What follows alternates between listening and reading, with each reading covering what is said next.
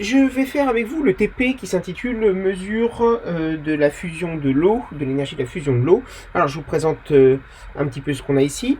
Ici on va avoir ce qu'on appelle un calorimètre. Donc en fait c'est une enceinte qui permet de ne pas échanger d'énergie avec l'environnement extérieur.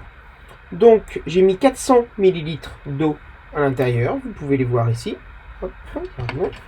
Donc il y a 400 ml d'eau. J'ai une balance qui va me permettre de peser donc mes glaçons. Et ici les glaçons sont à 0 degré, donc je vais pouvoir prélever la masse. J'ai déjà, vous pouvez le voir ici sur votre écran, noté donc la température initiale de l'eau, comme ça vous est demandé. Donc je la note, 21,56 degrés. 21,56 degrés, c'est la température de l'eau initiale, TI. Maintenant, le but, c'est de prendre des glaçons. Hop. On va noter la masse des glaçons. 24,5 grammes. M, 24,5 grammes. Je vais les mettre dans un petit étui en plastique.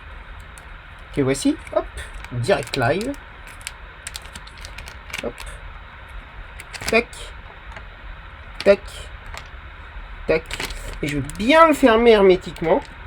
Et hop, vous allez le voir en direct. Je vais donc le plonger là-dedans. Et ce qui m'intéresse, c'est de pouvoir prendre la température finale. Hop, je les plonge. Lorsqu'il n'y aura plus un morceau de glace. Donc, maintenant, vous voyez qu'on va pouvoir relever la température finale. Vous voyez que au fond, ici, il n'y a plus un seul gramme de glace. Hop, d'accord. C'est uniquement de l'eau. Donc on va pouvoir, les glaçons ont fini de fondre. Donc on va pouvoir prendre la température finale. Et la température initiale est de 16,81 degrés. Ok, ça remonte un petit peu parce que j'ai ouvert. Donc on va considérer que c'est 16,81 degrés. La température finale. Donc l'expérience, elle est terminée.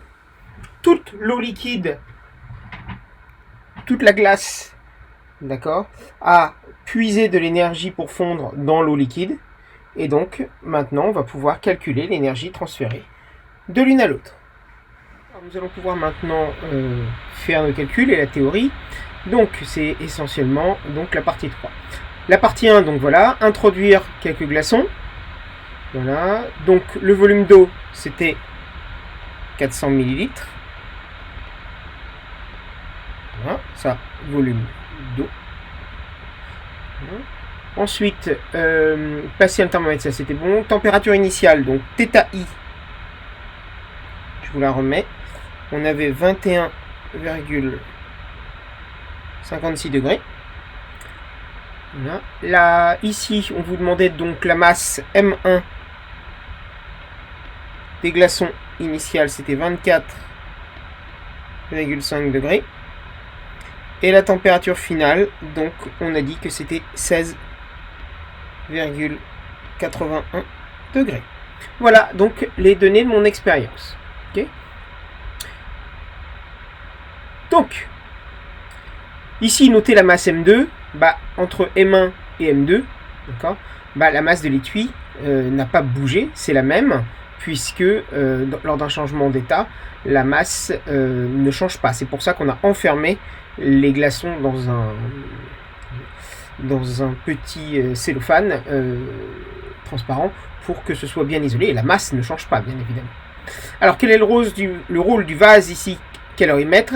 C'est d'isoler thermiquement le système pour que on puisse considérer que l'eau va transmettre de la chaleur, donc Q, de l'énergie thermique,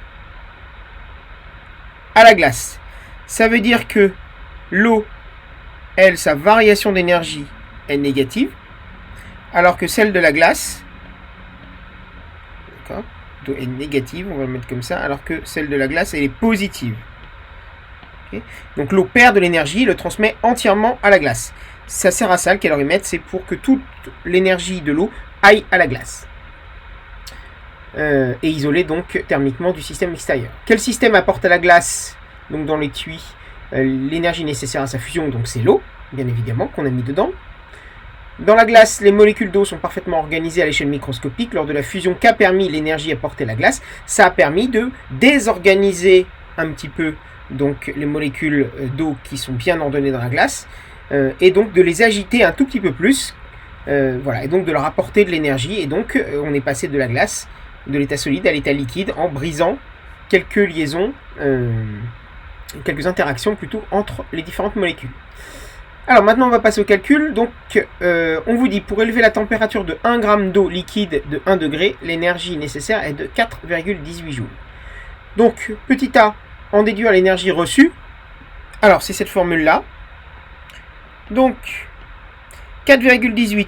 Alors il n'y a pas besoin de formule, mais c'est, elle est un peu, on peut la déduire.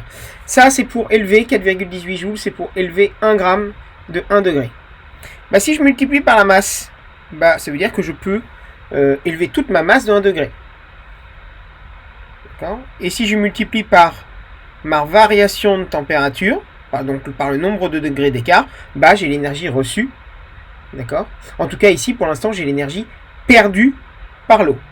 Okay. Sauf qu'on a dit que l'énergie perdue par l'eau était égale à plutôt l'opposé de l'énergie reçue par un glaçon, puisque ici, moi je vais vous dire que cette énergie Q1, ici on a dit, alors ça je vais plutôt l'appeler Q1, celle-là elle est perdue par l'eau, alors que ici Q1 est reçue, donc est positive.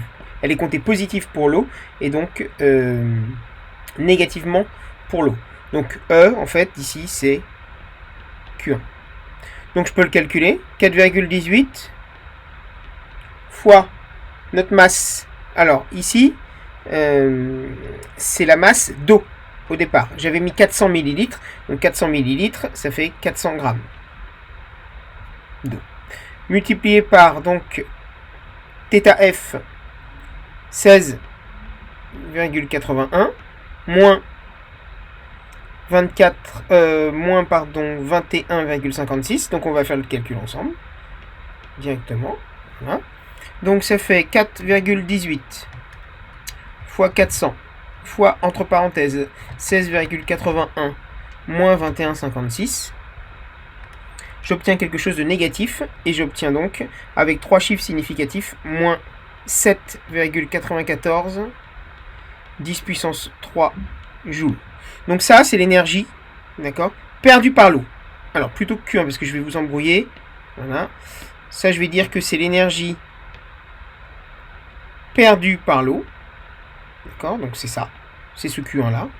D'accord. Et donc, la glace, elle, a reçu l'opposé. Donc l'énergie reçue par la glace, c'est égal à moins l'énergie perdue par l'eau. Et donc, ce sera, la glace aura reçu cette énergie-là, 7,94 10 puissance 3 joules. D'accord. Donc ça, c'est l'énergie reçue par la glace. Et ça, l'énergie perdue par l'eau.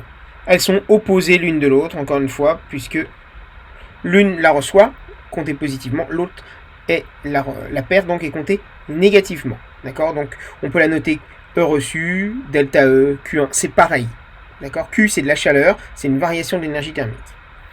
Donc, maintenant, bah, on vous dit ici, l'énergie reçue par la glace dans l'étui, donc on l'a calculée. C'est ça. Ok. Maintenant, petit b, on vous dit que l'énergie reçue par unité de masse de glace passant de l'état solide à l'état liquide, température à 0 degré, est appelée énergie massique de fusion. Ça, l'énergie massique de fusion, c'est ce que moi je vous ai mis dans le cours, c'est ce que je vous ai appelé L. C'est ce que je vous ai appelé ici. L, c'est la chaleur latente. Alors ici, ce sera celle de fusion. C'est celle de la chaleur latente. C'est pareil. C'est un terme un petit peu plus scientifique que vous verrez dans les années futures. Donc, cette énergie reçue par l'eau va être égale à la masse, c'est la formule que je vous ai mis dans le cours, fois la chaleur latente de fusion. Moi, je veux la chaleur latente de fusion. donc je l'isole. La chaleur latente de fusion, c'est l'énergie reçue, divisé par la masse, puisqu'on vous dit que la chaleur latente, c'est l'énergie qu'il faut apporter pour faire fondre 1 gramme de glace. Ok, ici. Donc maintenant, l'énergie reçue, donc on l'a. L fusion, on va faire le calcul. L fusion est égal à 7,94 10 puissance 3 joules sur... Alors, moi je le veux... on va la laisser en grammes parce qu'on vous dit de la comparer en joules par gramme. Donc divisé par la masse de glace, cette fois-ci, pas la masse d'eau des 400 grammes de tout à l'heure, mais on avait mis 24,5 grammes. Donc on va le calculer. Donc ça fait 7940 divisé par 24,5. Voilà. Et j'obtiens, avec 3 chiffres significatifs, 324.